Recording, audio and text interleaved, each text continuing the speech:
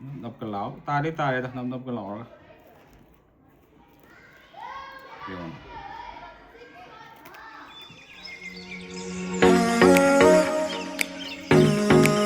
cái ngarang phụ âm bợ hawai jar đó đúng rồi mà lúc xưa lên sa nghe đấy nè hô ra kia nè không phải là cái khác làm gì cả em chăm phục ra vậy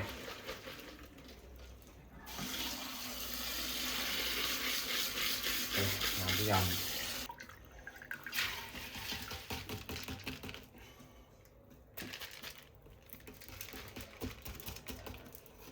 bằng cái nó bao mềm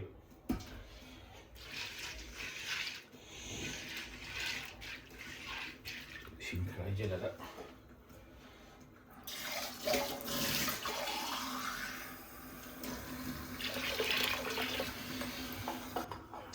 mấy thằng cái là cái thằng mà cái ôm dây làm cái 이제 뿡 tầm cái thằng là 뿡 아니 뭐 걔는 까마이 그건 색 까만 게 비도 그냥 깜 그래도 그 마이 떠리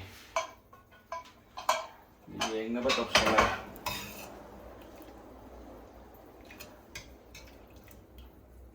áo này sao đi đi mình thật thuộc dạ dạ đó là gì mày yes luôn mày ya mẹ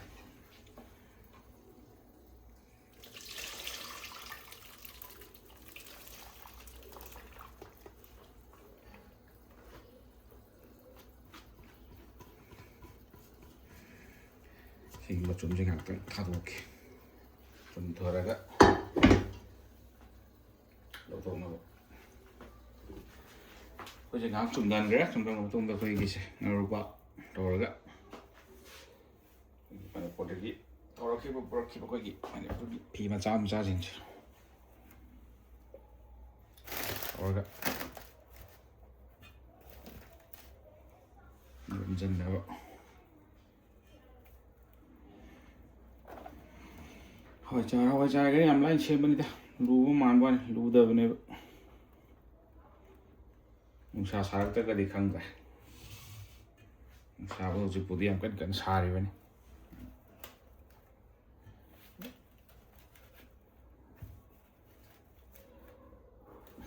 भी यहाँ में है कुछ जिसमें तो जो तासल लोगों मनें चत्त बैठा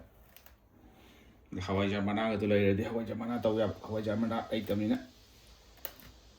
अलग फदी ही ना वो यो में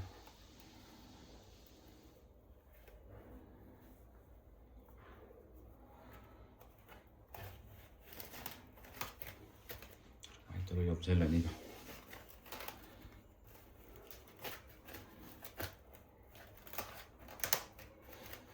cái giá nhà nó xem bài thì pura mani cũng đẹp thì bớt lấy tầm đi nữa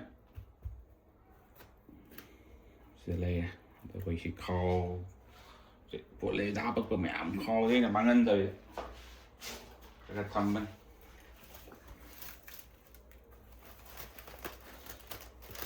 không giờ lấy lúa này hoài giờ lúa đấy chị ạ thì nó mới hôm nay or vậy sao sao nó mới hôm nay nó cái sao vậy à mình cái sao này vô mình dùng rất là còn ta sân là đấy ta sân rồi cả vô mà ấy cái khác ta sân rồi mình sẽ làm ta sân rồi á mình chất nó bảo kia đấy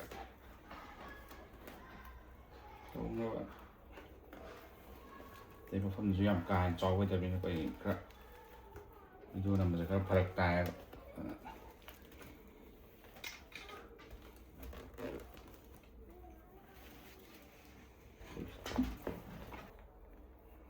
นี่เห็นแบบยาว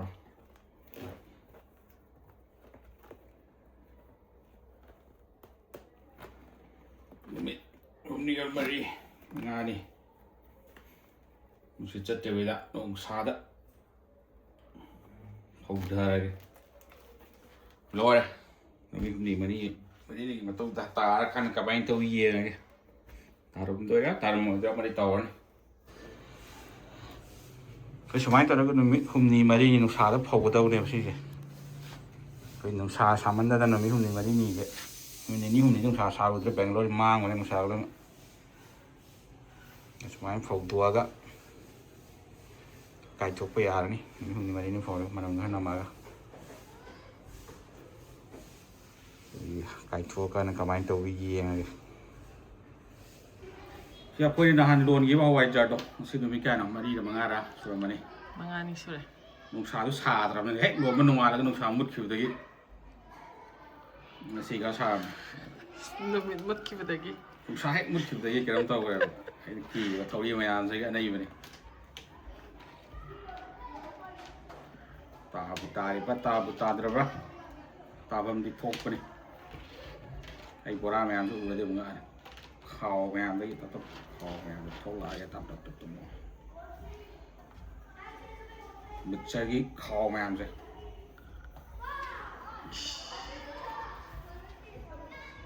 เขาว่าไงมันตัวเขาว่าไงตัวเชียวว่าชิวว่าจะตัวก็ต้องมาแบบนี้มันทำดีกระทุกปะเนี่ยมันเป็นมุ้งเลยโดยมันฟลอปจากนั้นมาทั้งวันอุ๊ยมันทำดีอันนั้นไม่เอาก็ต้องเนี่ยสิ่งมันทำดีอันนั้นไม่อะไร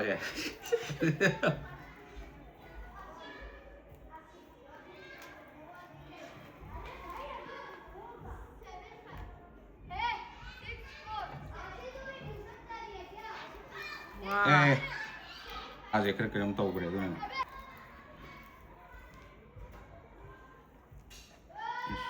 นับกันแล้วตาได้แต่นับกันแล้วเดี๋ยว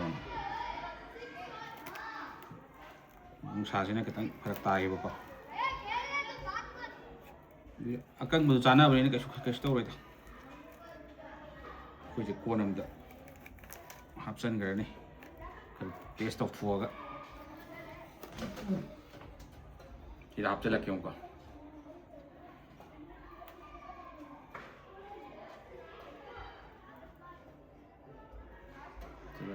ทำมาก็เชื่อมันจ้านะปะชีวิตนี้ตะลุงฮาวายจานะกี่ตัวเนี่ยยาวไม่เอาจ้าดับเราเลยเฮ้ยกันต้องใส่เลยเมื่อกี้ใส่ดีป่ะมารินนั่นเองดับเราอยู่ที่อ่ะแล้วนี่มารินจัดไปนั่นหรอยิ่งเดินสิ่งใหญ่ไม่ว่าจ้าชิมามเจ้าหน้านุ่มชาเขาก็ชามาดีกว่าไม่จริงแต่มันในบุตรไม่ได้ใหญ่หรือว่าใหญ่ดิไม่ตามมาที่พังเงี้ยวไม่พูนงด้วยนะว่านี่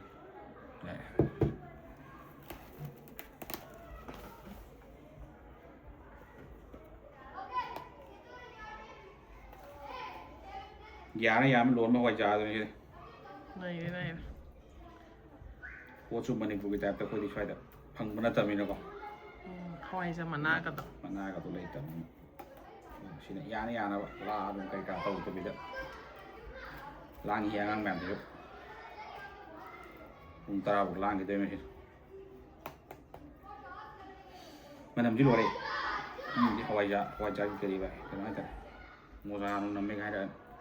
มีนาทีจะพวกที่นำเยอะไอ้ยังก็นำมากันละยาไม่ให้คุณฮาวายจ่าฮาวายจ่าไอ้เจ้าจ่าไอ้ทบบุกเสฮาวายจ่าเลยคนไม่ทำใช่ไหมในที่ก็สิเลยต้องไปฮาวายจ่าที่จะไม่มุ่งที่พาร์งวันนี้เลยสิจ้าที่จะไม่มุ่งที่พาร์งวันนี้เห็นเลยมันสิเลยนะฮาวายจ่าไอ้เจ้าสิฮะสวยกันเล่มันทำดิพูดใครจะกล้ามีไม่ได้หาวเขาจะได้เนี่ยมันไปหนาเพิ่มมาปวดนี่แกสิเลยสิฮาวายจ่าโอ้โหได้กี่ลอยบอกว่ามาทั้งเด็กกันมาทั้งเด็กขณะทวงมวยทักอะไรอันนั้นเรามาเคยทวงทักไปตกได้ต่อสิ่งที่สบายใจไม่ใช่